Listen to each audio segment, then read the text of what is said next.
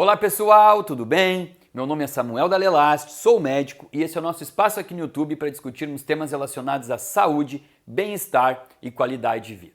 O tema que eu trago aqui para vocês hoje, eu escolhi por conta de pedidos. Muitas pessoas aqui pedindo para falar sobre maconha e cocaína.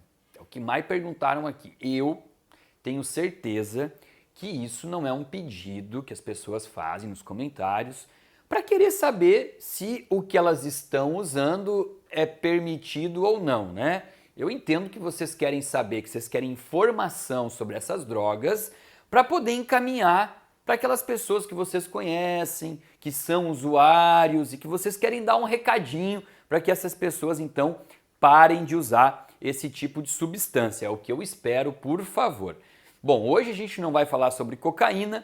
Isso vai ser um segundo vídeo, prometo que trarei informações sobre essa perigosa droga e hoje aqui o vídeo então é sobre Cannabis sativa linneus, ou também chamado como cânhamo, chamado de marihuana e o nome mais popular então, maconha. E a gente vai usar esse termo aqui, né, como é o termo mais usado, mais popular e mais fácil de falar. Vamos então abordar no tema da aula de hoje, a tal da polêmica sobre a maconha. Hoje o vídeo não é falando sobre a maconha medicinal, né, o CBD, canabidiol, CBD. A gente vai fazer também um vídeo depois sobre, exclusivo sobre a maconha medicinal, mas a gente vai pincelar um pouco desse assunto no vídeo de hoje. Para começar o vídeo, eu convido você a já dar o likezinho aqui, ajudar este canal a ter mais relevância, que a gente sabe aqui que o YouTube ele vai valorizando os vídeos a partir da tua interação com o meu canal. Quanto mais você der like, quanto mais você escrever comentário, esse vídeo vai chegar para mais pessoas. Então, começo aqui pedindo a gentileza da colaboração de você e também, se ainda não tiver inscrito nesse canal, por favor, se inscreva que agora a gente está aí rumo buscando os 2 milhões. Não vai vir quadrinho nenhum para mim dos 2 milhões, mas é um número bonito. Então, ajuda esse canal a crescer e vamos lá, então, para essa aula sobre maconha. Uma plantinha que todo mundo já viu aí, né, o símbolo da planta da maconha, o Fernando mostra aqui para nós, não é extraído, as principais substâncias alucinógenas, né, da maconha, principalmente o THC, não é extraído da planta, e sim da folha, da flor da maconha, tá? Já temos mais de 500 compostos que são conhecidos e estudados. Os principais são os endocannabinoides. Já tem classificado um pouquinho mais de 70 tipos de endocannabinoides, que são os terpenoides, né, da maconha. E aqui a gente vai falar sobre o THC, que é o principal, né, trazendo os efeitos, inclusive vou trazer um pouco dos efeitos bons e dos efeitos ruins do THC. E dos ativos mais comuns, os mais estudados, nós vamos falar aqui sobre 3. Cannabinol, cannabidiol e tetrahidrocannabinol. São chamados de terpenofenóides, né? São os fenóis da maconha, tá? Agora, por que em relação à questão de legalizar, não legalizar a maconha, de usar ela como uma forma farmacêutica e medicinal, por que isso é tão polêmico? Por que alguns lugares liberam, outros lugares proíbem? A gente vai entender aqui, porque a maconha e principalmente esses terpenofenóides aqui, eles têm um comportamento muito pouco, não é conhecido. Conhecido a gente conhece, mas pouco dominado. A gente não consegue dominar em tipos de corpos diferentes, indivíduos diferentes, que a gente não consegue promover uma ação controlada. A gente não consegue saber exatamente como vai acontecer em cada organismo.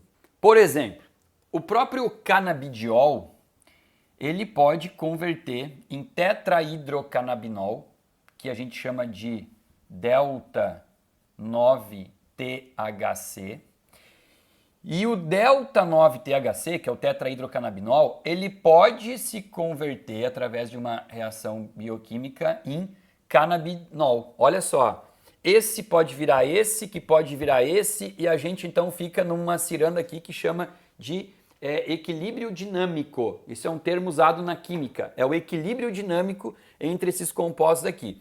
Do que a gente vai falar aqui, o principal, tudo que a gente vai falar nesse vídeo de hoje é sobre o THC, tá? O que é importante falar sobre maconha? Uma das coisas fundamentais aqui.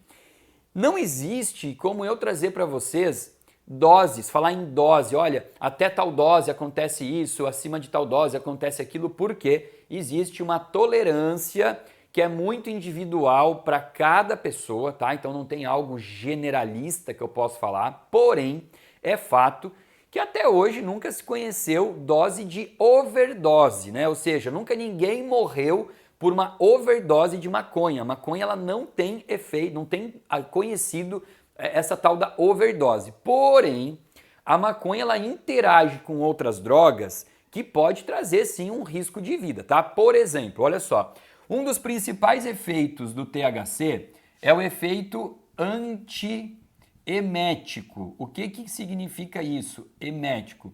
Na medicina a gente tem uma palavrinha que chama êmese. Êmese é igual a vômito, tá? Vomitar, êmese. Antiemético é um efeito antivômito. Então a maconha ela inibe o vômito. A gente conhece uma outra droga usada socialmente, que as pessoas nem chamam de droga porque banalizou, mas é uma droga, que é o álcool.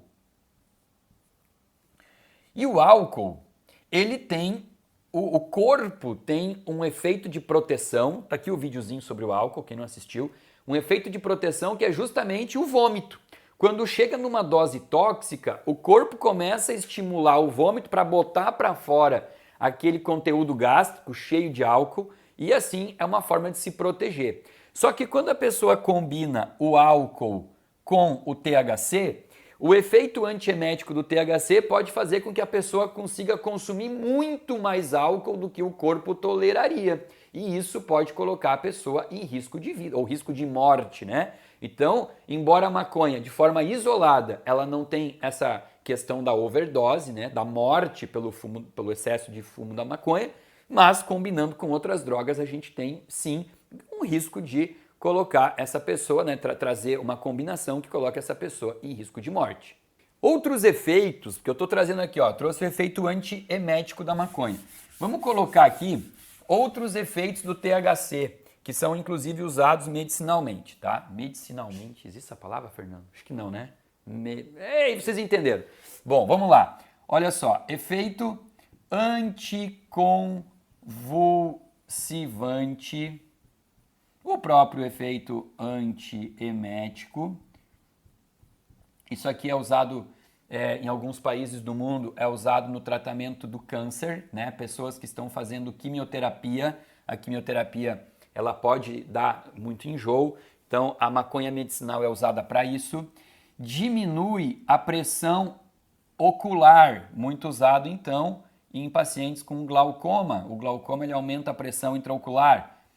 Usado também como relaxante muscular. Existe um efeito relaxante.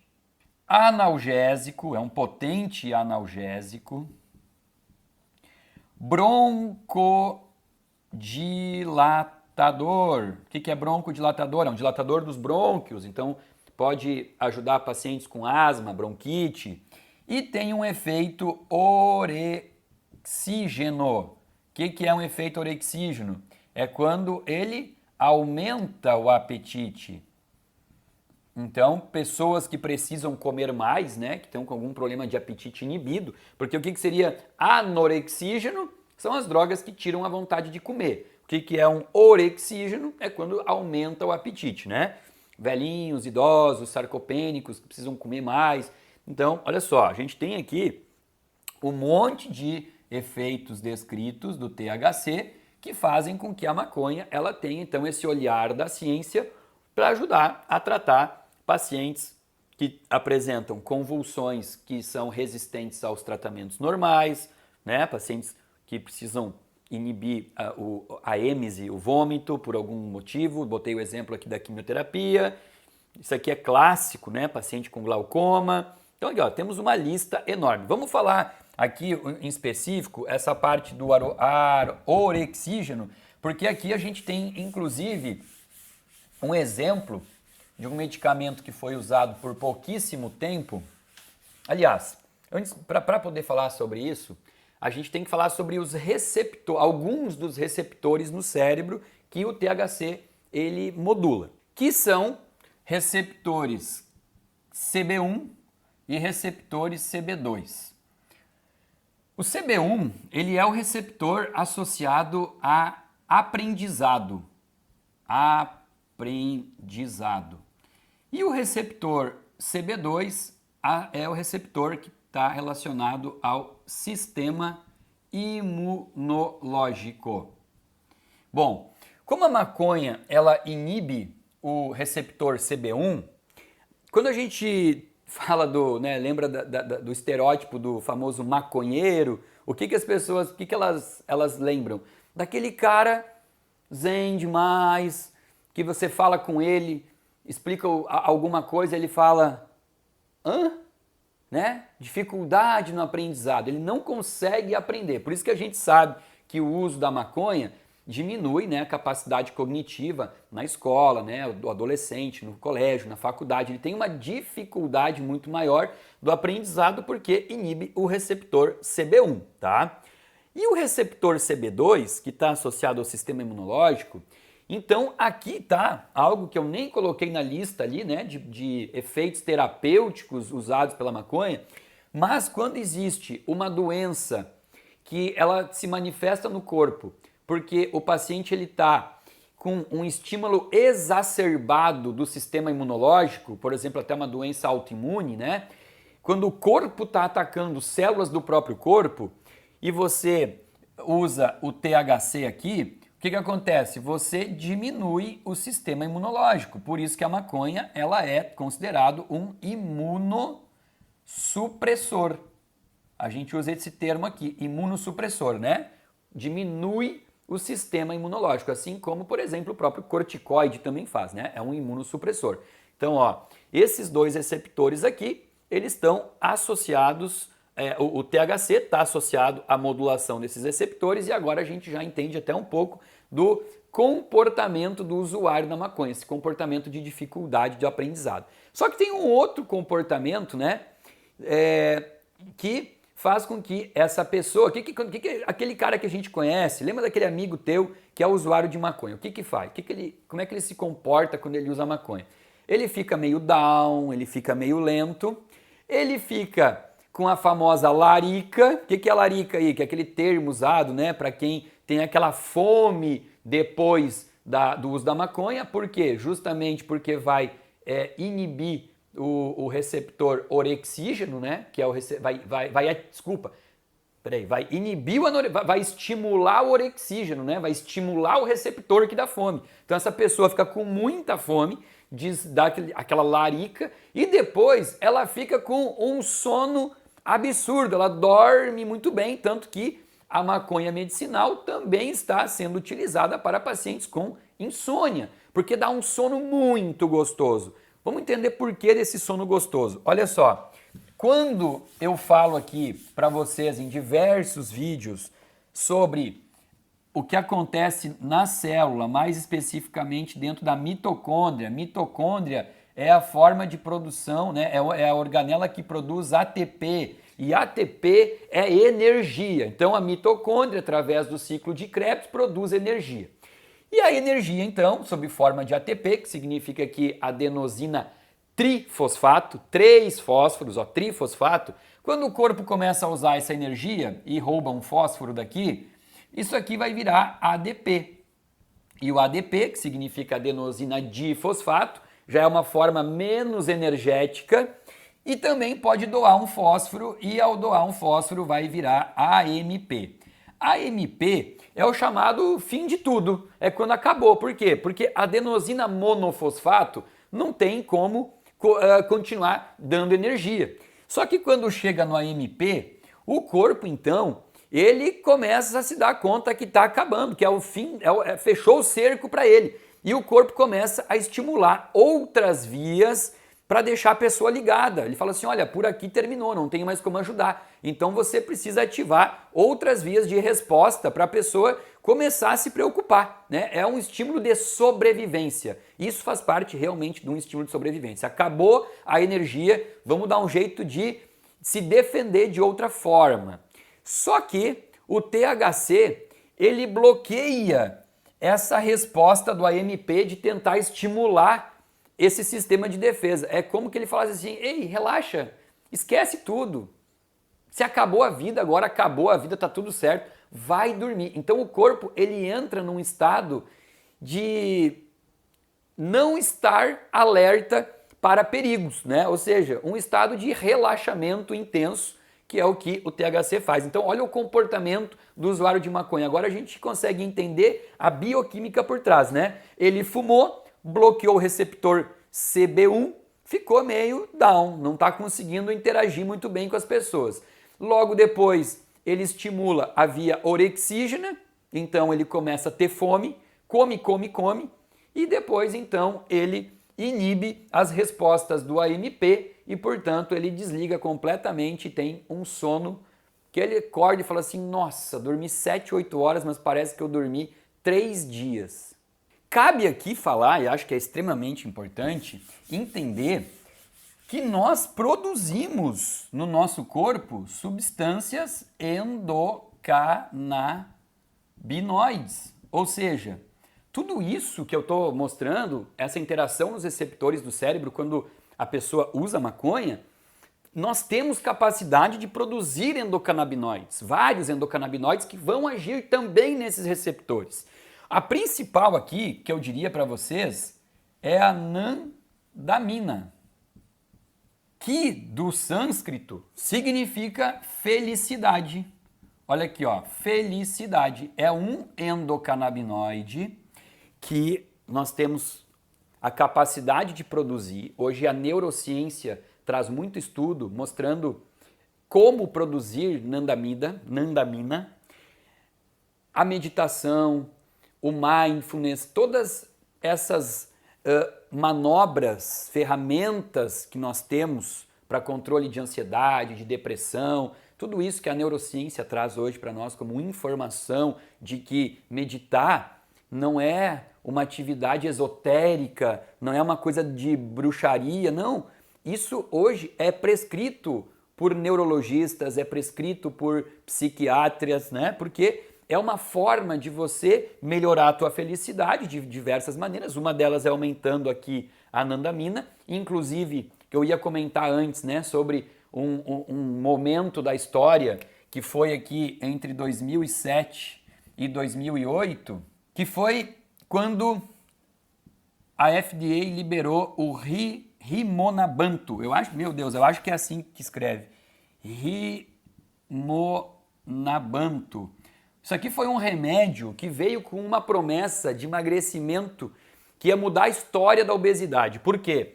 Porque o Rimonabanto, ele diminuía o receptor CB1, né? Ele atuava muito inibindo a via orexígena, ou seja, via orexígena da fome. Então ele cortava a via orexígena, tirava totalmente a fome e realmente esse medicamento, ele provou que ele funcionava. As pessoas emagreciam muito. Ele foi liberado o uso em 2007 e ele foi proibido em 2008. Porque este medicamento inibia a ação da nandamina. E o que se viu aqui durante este 1 ano em uso do medicamento?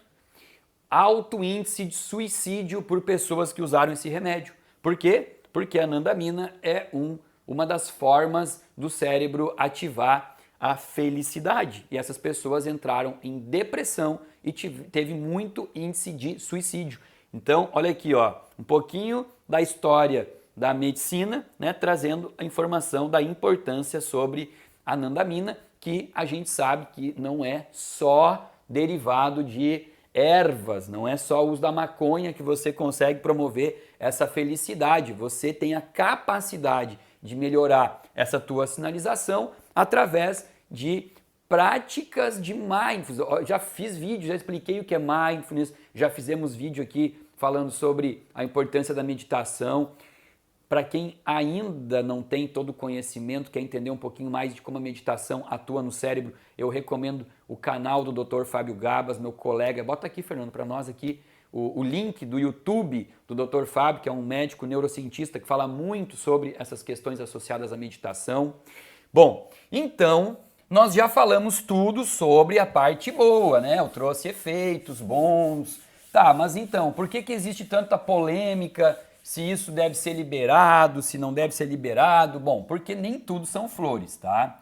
O THC, que a gente vai encontrar então aqui na maconha, ele vai ter que sofrer um processo hepático. Ele vai lá no fígado e ele vai sofrer o processo de primeira passagem hepática, que vai ser feito através das enzimas do citocromo P450. Tá? O que é isso? Citocromo P450. Esse daqui é um grupo de enzimas que a gente tem no fígado que metaboliza drogas, substâncias. Só que o THC, ele é tóxico para o fígado. Ou seja, o metabolismo hepático do THC não é um metabolismo inerte, ele acontece trazendo um processo de estresse oxidativo para o fígado. Isso é importante de comentarmos. E nesse processo todo aqui, nessa reação de fase 1, a primeira reação que acontece com o THC é uma reação de hidroxilação. E o THC, nessa reação, vai virar 11-hidroxi-THC. Se o THC já é tóxico para o fígado, o 11-hidroxi-THC é extremamente mais tóxico para o fígado, tá? Isso aqui é uma forma de THC intermediária, extremamente tóxica, e aí vem o cuidado da ciência. Por que a ciência tem esse cuidado quando estuda a maconha? E depois, então, existe uma segunda reação, que é a reação de carboxilação. Carboxilação, também no fígado, onde vai virar, né, o 11-hidroxi-THC vai virar carboxi-THC. E a carboxi-THC é uma forma não tóxica do THC. Então, olha só, THC vai fazer o fígado sofrer um pouquinho para transformar ela em 11-hidroxi-THC, que vai fazer o fígado sofrer muito mais, porque é muito tóxico, e aí para se livrar disso, inteligentemente o fígado já transforma em carboxi-THC, que não é o fim de tudo. Isso daqui vai ter que agora ser excretado. E para isso vai entrar aqui o ácido glicorônico ou glucorônico, que vem da glicose, que vai conjugar o carboxi-THC, tornando ele hidrofílico. Por quê? Porque o THC no sangue, ele é lipofílico, ou seja, ele fica ligado em gorduras. E para ele poder ser excretado na urina, a urina não é água, para poder ir para a urina e ser excretado, tem que tornar numa forma hidrofílica, tá?